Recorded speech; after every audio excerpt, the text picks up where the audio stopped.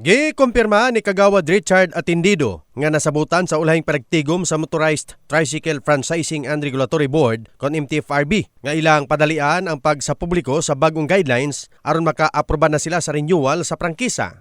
Based sa mo ang board meeting results sa board meeting last Friday, i-fast track na mo ang pag-publish.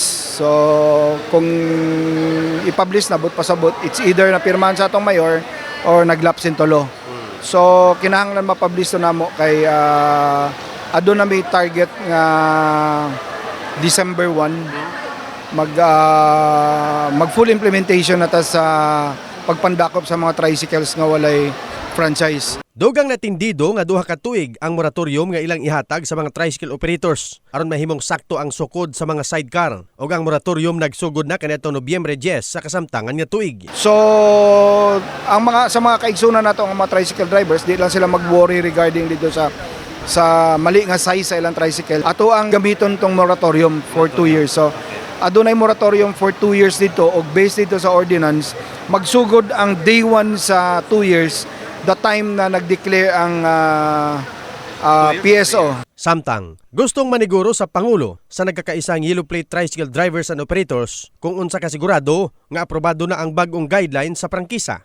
Ang akong ikasulti diha sa mga katawan, mga driver sa tricycle nga yellow plate, sa pagkakaroon kaya wala pa gid may matagaan sa guideline sa mga yellow plate nga tricycle nga releasing. Murag ang kato nga nalipay pero ang kato nga medyo nagsubo pa gyud kay wala pa man mi nakakita sa pinirmahan sa mayor. Nalipay ang ubang tricycle drivers gumikan klaro na ang ilang legalidad sa pamasada. Nagtuusab sila nga mahinayon ang unang giduso nga clustering. Pasalamat ni nga na okay na siya. Kay tanaw nga klorom nga motor dapat taga-franchise kay kami kung na dati mi nga may franchise malugi man gud mi.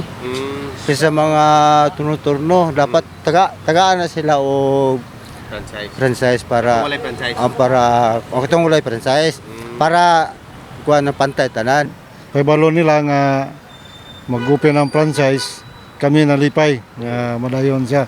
Wala pa mi kabalo kung pila ka libo para sa una kaya ako kuan ko sa una sa panahon ni Attorney Cloma nga nag-open og franchise pero naputol pag pulis sa sunod nga administrasyon.